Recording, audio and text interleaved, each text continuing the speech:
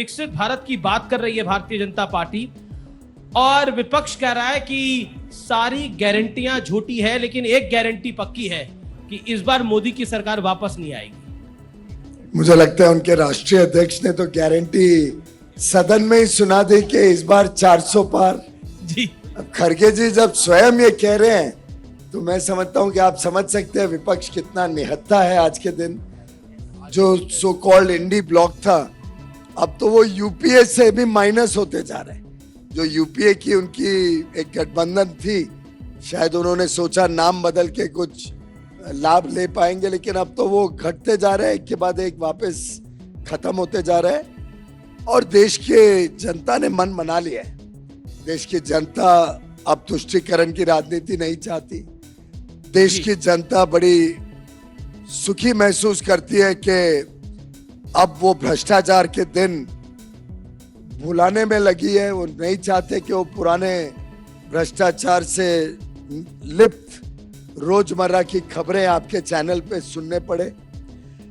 और मैं मानता हूं कि जिस तेज गति से जी, देश की दिशा और देश की दशा दोनों में परिवर्तन आ रहे हैं, अमूल चूल परिवर्तन आ रहे हैं।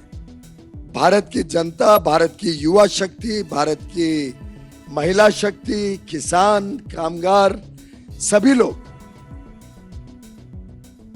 विशेषकर जो वर्षों वर्षों तक वंचित रहे, पीड़ित रहे, गरीब रहे, जिनको अब एक राहत मिल रहा है।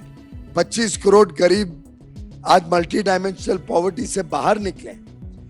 ऐसी परिस्थिति में लोगों का अटूट विश्वास प्रधानमंत्री नरेंद्र मोदी जी के साथ। अगला सवाल यह है कि राहुल गांधी बहुत सारे आरोप लगाते हैं, लेकिन एक आरोप पूरा विपक्ष लगाता है और वो बार बार कहता है कि ये गरीबों की सरकार नहीं है, कॉर्पोरेट इंडिया की सरकार है, अमीरों की सरकार है। तो पिछले 4.5 साल, पौने 5 साल से ये आरोप आप झेल रहे हैं, सदन के अंदर, सदन के बाहर। तो अब कार्यकाल जब समाप्त हो रहा है, देश चुनाव की तरफ आगे बढ़ रहा है, इस मंच से आप क्या मैसेज देना चाहते हैं? मुझे लगता है ये सभी 140 करोड़ देशवासियों की सरकार है जी। और मैं समझता हूं आरोप लगाने से कोई, ना तो हम कोई डरने वाले हैं, ना कोई हमारे काम में बदलाव होगा। आखिर उन 4 करोड़ गरीब परिवारों को पूछिए जिनको मुफ्त में एक पक्का घर मिला कि ये किसकी सरकार है।